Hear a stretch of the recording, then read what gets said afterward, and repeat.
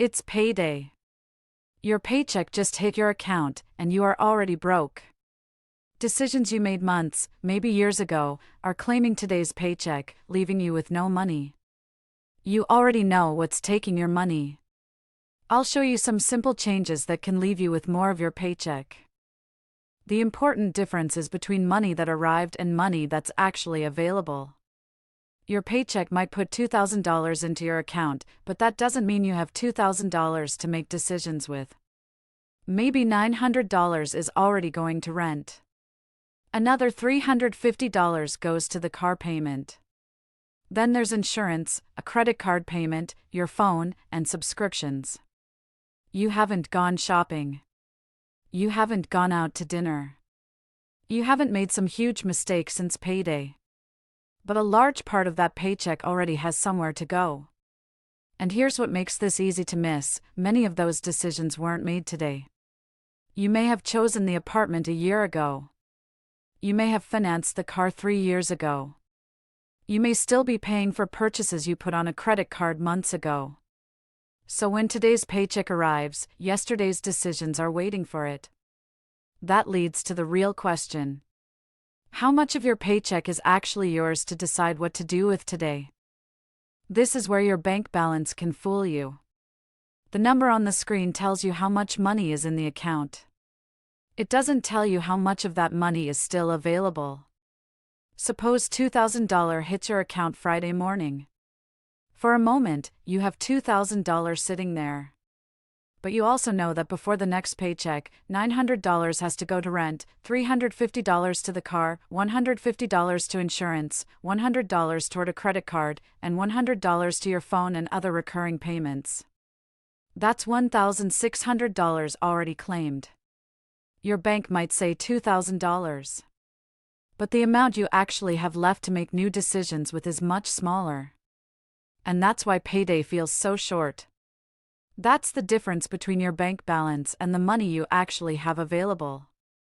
That's an important distinction because it changes what you need to fix. If you think the problem is simply that you're spending too much after payday, you'll concentrate on every coffee, lunch, or small purchase. Those things can matter. But cutting a few small purchases won't create much breathing room if most of your paycheck is already committed before you get a chance to use it. The bigger opportunity may be hiding in decisions you've been carrying for months or years. The danger isn't simply having bills. Everybody has bills. The problem comes when so much of each paycheck is committed that there's very little room left for today's choices. Then even ordinary decisions become difficult. Then even normal expenses can leave you moving money around just to make everything fit. And when something happens that you didn't plan for, the credit card can become the easiest answer. That can create another payment or increase an existing payment. Now part of a future paycheck is committed too. That's how yesterday's decisions can start taking more and more of tomorrow's income. One commitment doesn't necessarily cause the problem. But commitments accumulate.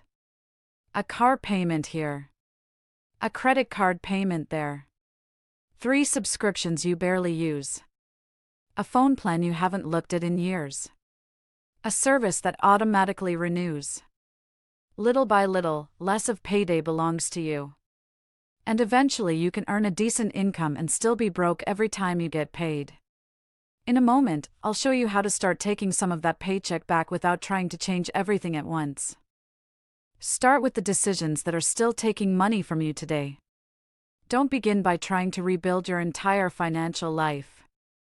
Look for commitments you can actually change. Some will be easy. Maybe you're paying for 2 streaming services you barely watch. Cancel one or both. Maybe your phone plan includes more than you need. Check whether there's a cheaper option. Then look at the larger commitments. Can you shop your insurance? Can you pay off one small balance that's creating a monthly payment? Can you stop financing purchases that turn today's wants into payments that follow you for months? Not every commitment can be changed immediately. You probably can't simply eliminate your rent tomorrow. You may need your car. And some payments have to stay. That's okay. The goal isn't to make every obligation disappear. The goal is to stop treating every existing commitment as permanent. Take one payment away, and part of your next paycheck becomes available again. Eliminate a $40 monthly commitment, and that's $40 that doesn't automatically disappear next month. And every commitment you eliminate gives future paychecks a little more room. And here's the part that can make an even bigger difference. Before taking on a new recurring payment, stop and ask, do I want this taking money from my future paychecks? Because that's what you're really agreeing to. You're not just buying something today. You're deciding what part of a future payday will already be gone. For me, I made a simple rule: no new debt. I don't use credit cards anymore. Here's where I would start. Pull up your bank and credit card statements and look only for payments that repeat. Don't worry about every purchase. You're looking for decisions from the past that are still taking money from you now. Write them down. Then put each one into one of three groups. Keep it. Reduce it. Get rid of it. Some will be obvious. You need your housing. You need utilities. You may need the car. Keep them. Then look for something you can reduce. Maybe that's insurance, your phone plan, internet service, or another recurring expense where you can shop for a better price. Finally, find one thing you can eliminate. It doesn't have to save hundreds of dollars. The purpose of the first change is to create a little more room in the next paycheck.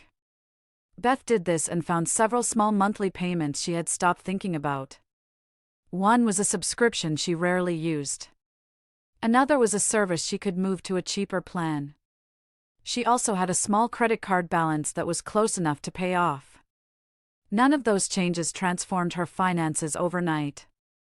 But something important happened. The next time she got paid, a little less of that paycheck belonged to yesterday. She had more money available for today. And that's the direction you're trying to move. Not from having commitments to having none. From most of your paycheck already being spoken for to gradually having more of it available to decide what happens next. So the next time payday comes and you wonder how you can already be broke, don't look only at what you've spent since you got paid. Look backward. Today's paycheck may be paying for decisions you made months or even years ago. Start changing the commitments you can change, and be more careful about giving away pieces of future paychecks. Each payment you reduce or eliminate gives future income a little more room.